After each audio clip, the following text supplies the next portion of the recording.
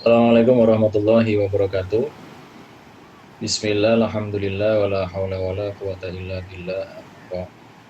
Kali ini saya akan menyampaikan RPS Ulumul Quran.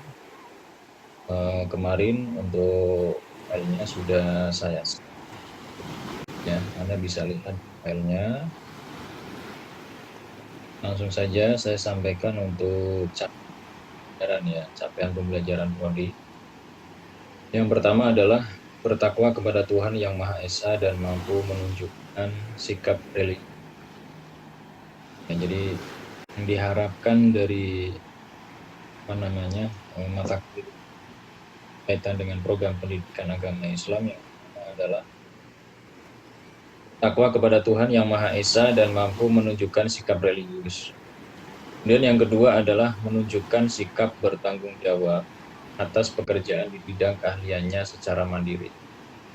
Kemudian yang ketiga adalah menguasai pengetahuan dan langkah-langkah dalam mengembangkan pemikiran kritis, logis, kreatif, inovatif, dan sistematis, serta memiliki keingintahuan intelektual untuk memecahkan masalah di tingkat individual dan kelompok dalam komunitas akademik dan non-akademik. Selanjutnya yaitu menguasai pengetahuan dasar-dasar keislaman sebagai agama yang rahmatan lil alamin. Kemudian memfasilitasi pengembangan potensi religius peserta didik secara optimal.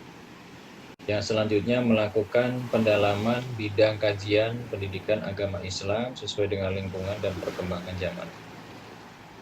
Selanjutnya menguasai konsep metode keilmuan, instansi materi, struktur, dan pola pikir keilmuan Al-Quran Hadis sebagai subilmuwan dari pendidikan agama Islam. Nah, kemudian capaian pembelajaran mata kuliah yang pertama adalah memiliki pengetahuan di bidang ilmu-ilmu Al-Quran, asbabun nuzul, qiraat Al-Quran, kemampuan menganalisis kandungan ayat-ayat Al-Quran, dan mampu mengimplementasikan dalam kehidupan sehari-hari. Yang kedua, menganalisis dan mengaplikasikan suatu metode pemikiran ulumul Quran yang sesuai dengan perkembangan zaman. Nah, bagi yang belum tahu ulumul Quran itu apa, ini ada deskripsi mata kuliah ya. Ulumul Quran merupakan mata kuliah yang membicarakan ilmu-ilmu yang berhubungan dengan Al-Quran dalam tataran pengertiannya, cabang-cabangnya, dan aliran-aliran yang ada di dalamnya. Mata kuliah ini memuat materi ajar yang diantaranya ya, mencakup arti dan lingkup ulumul Quran, sebab lahirnya ulumul Quran, perkembangan pemikiran ulumul Quran, asbabun nuzul, surat Al-Quran, dan lain-lain. Nah, kemudian di dalam pertemuan kita ini, kita ada 16 kali pertemuan ya. 16 kali pertemuan ini untuk yang sebenarnya untuk yang tatap muka ini 14. Nah, yang dua ini UTS dan UAS ya. Jadi kita daring selama 14 kali pertemuan, adapun untuk UTS dan UAS ya, karena ini kita via daring, nanti kita lihat situasi ya.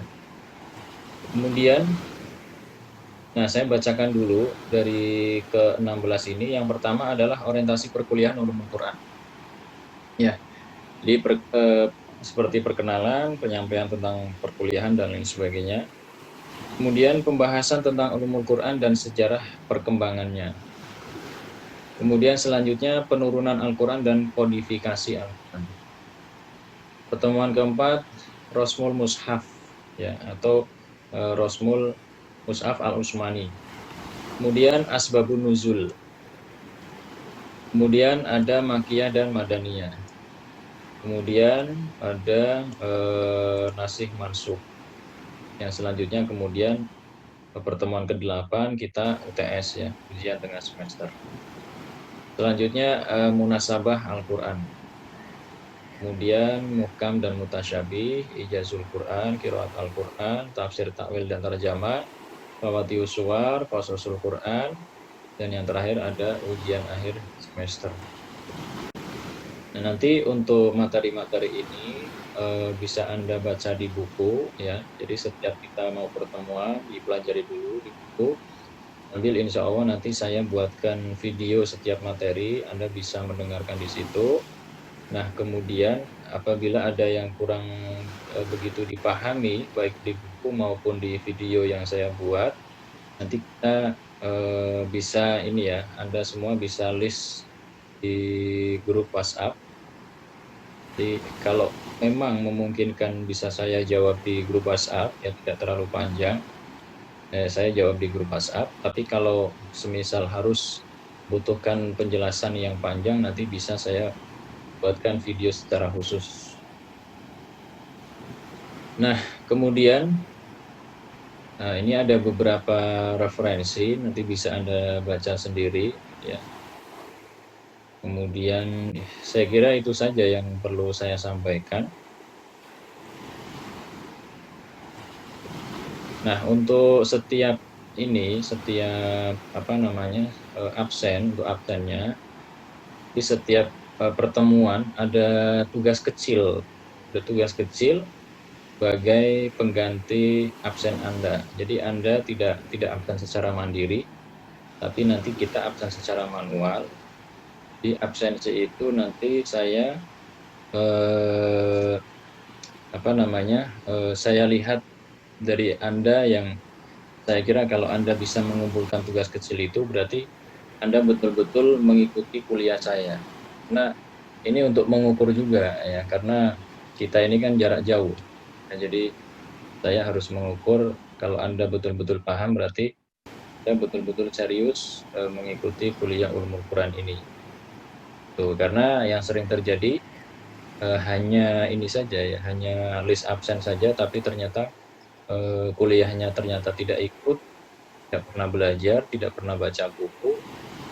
Kalaupun disuruh bikin makalah juga terkadang ternyata temannya yang membuat makalah. Ya. Nah, ini terkait tentang masalah RPS. Nanti kalau ada yang kurang begitu dipahami, nanti bisa ditanyakan langsung via WhatsApp ya. Itu saja, mudah-mudahan bermanfaat. Terima kasih. Usikum wa nasibi taqwallah. Wassalamualaikum warahmatullahi wabarakatuh.